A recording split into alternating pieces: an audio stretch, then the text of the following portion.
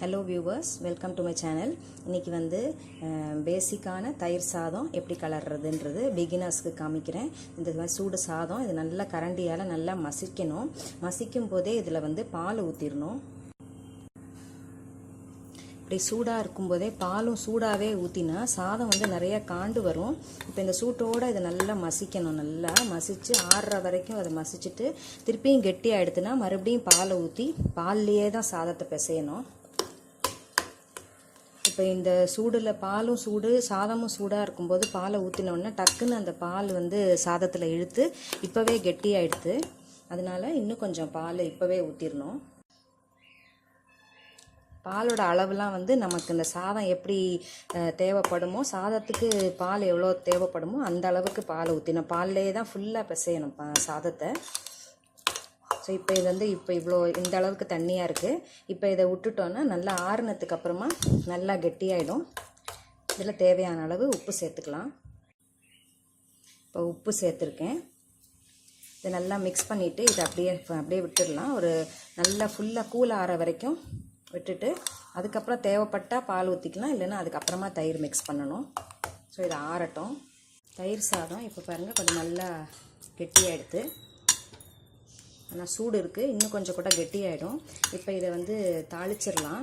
தாளிக்கிறதுக்கு தயிர் சாதத்துக்கு நெய் போட்டு தாளித்தா ரொம்ப டேஸ்ட்டாக இருக்கும். 1 ஸ்பூன் நெய் ஊற்றிருக்கேன்.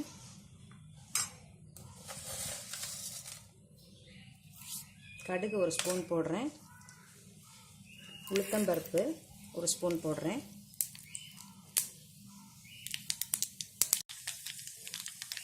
அது வெடித்ததும் அடுப்பை ஆஃப் பண்ணிவிட்டு ஒரே ஒரு காஞ்ச மிளகா, ஒரு பச்சை மிளகா, ஒரு சின்ன துண்டு இஞ்சி, அப்புறம் கொஞ்சம் பெருங்காயத்தூள் போட்டுட்டு கொஞ்சம் கருவேப்பிலை இதிலே போட்டு வதக்கிட்டு சாதத்தில் போட்டுடலாம். இந்த தாளிப்போடு சேர்த்து இன்னும் கொஞ்சம் கருவேப்பிலை ஃப்ரெஷ்ஷாக, அப்புறம் வந்து ஒரு சின்ன வெங்காயம் ஒரு 3 வெங்காயத்தை இது மாதிரி பொடியாக வச்சுருக்கேன். இது பச்சையாகவே இதில் நசுக்கி போட்டுடலாம். இதை வதக்க வேண்டாம். அப்புறம் ஃபைனலாக தயிர் சாதம் நல்லா கிளறிட்டு அதுக்கப்புறமா கொத்தமல்லி வந்து ஃப்ரெஷ்ஷாக போட்டுக்கலாம். இப்போ இதோடு நல்லா சேர்ந்து நல்லா ஆறட்டும். ரொம்ப கெட்டி ஆகிடுச்சுன்னா திருப்பியும் கொஞ்சம் பால் சேர்த்துப்போம். தாளிப்பு நல்லா கிளறிட்டேன், ஆனால் கொஞ்சம் கெட்டியாக தான் இருக்குது. இப்போ இன்னும் கொஞ்சம் பால் ஊற்றிக்கிறேன். இந்த பாலோடு சேர்த்து கிளறிட்டால் போகிறோம். இதோட அது கரெக்டான பதமாக இருக்கும். அப்புறமா தயிர் ஆட் பண்ணணும். லாஸ்ட்டாக தான் தயிர் ஆட் பண்ணணும். பால் வந்து எவ்வளோ இழுத்துக்கிறதுன்னு பார்த்துட்டு அதுக்கப்புறமா தயிர் ஆட் பண்ணணும். சாதத்தோட கன்சிஸ்டன்சி வந்து நம்ம சாப்பிடும்போது எப்படி ஓரளவுக்கு தளர இருக்குமோ அந்த அளவுக்கு அந்த சாதம் வந்து இந்த பால்லையே நல்லா மசிஞ்சு அந்த மாதிரி ஆகிடணும். அதுக்கப்புறமா அந்த ஸ்டேஜில் தயிர் ஆட் பண்ணினோன்னா நம்ம காலையில் செஞ்சுட்டோம் இல்லை ட்ராவலுக்கு எடுத்துன்னு போகிறோன்னா நம்ம மத்தியானம் சாப்பிட்டா கூட சாதம் வந்து சப்போஸ் இதே கன்சிஸ்டன்சியில் இருக்கும். சப்போஸ் வந்து இப்போ பால் ஊற்றி ஆறினதுக்கப்புறம் சாதம் வந்து இந்த மாதிரி கன்சிஸ்டன்சியில் இருக்குன்னா இதே கன்சிஸ்டன்சியில் தான் இருக்கும் நம்ம மத்தியானமாக சாப்பிட்டாலும். சில நேரம் சூட்டோடு நம்ம பாலை ஊற்றி தயிர்லாம் ஊற்றி பிசைஞ்சிட்டோம்னா மத்தியானம் ஆறி போகும்போது ரொம்ப கெட்டியாயிடும். ஸோ அதனால தான் பார்த்து கொஞ்சம் பால் ஊற்றி ஆற வைக்கணும். தயிர் சாதம் நல்லா ஆறி போயிடுது. இந்த மாதிரி கன்சிஸ்டன்சியில் இருக்குது. இப்போது நல்லா ஆறி போய் கரெக்டாக இருக்குது. இதே ஸ்டேட்டில் இருக்கும். நம்ம மத்தியானமாக சாப்பிட்றோன்னா அந்த டைமில் வந்து சாதம் இதே மாதிரியே இருக்கும். அதுக்கு தான் நல்லா ஆறுற வரைக்கும் அதை வெயிட் பண்ணி தேவைப்பட்டால் அதுக்கேற்ற மாதிரி பாலை ஊற்றி அதை நல்லா பிசைஞ்சு வைக்கணும். சூட்டோடையே கரண்டியாலேயே மசிச்சோன்னா கட்டிலாம் இல்லாமல் மசிச்சிடலாம். இப்போ வந்து இந்த கன்சிஸ்டன்சியில் சாதம் வந்தோடனே இப்போ இதுக்கு தயிர் ஆட் பண்ணிக்கலாம். தயிர் வந்து நிறையா ஆட் பண்ணக்கூடாது, நம்மளோட சாப்பிட்ற டைமை பொறுத்து. இப்போ வந்து மார்னிங்கில் ஒரு 7 to 8 o'clock நம்ம இதை மாதிரி செய்கிறோம். மத்தியானம் ஒரு 1:30 to 2 அந்த மாதிரி டைமில் லஞ்சு சாப்பிட்றோன்னா ரொம்பவே கம்மியாக தான் தயிரை வந்து ஆட் பண்ணணும்.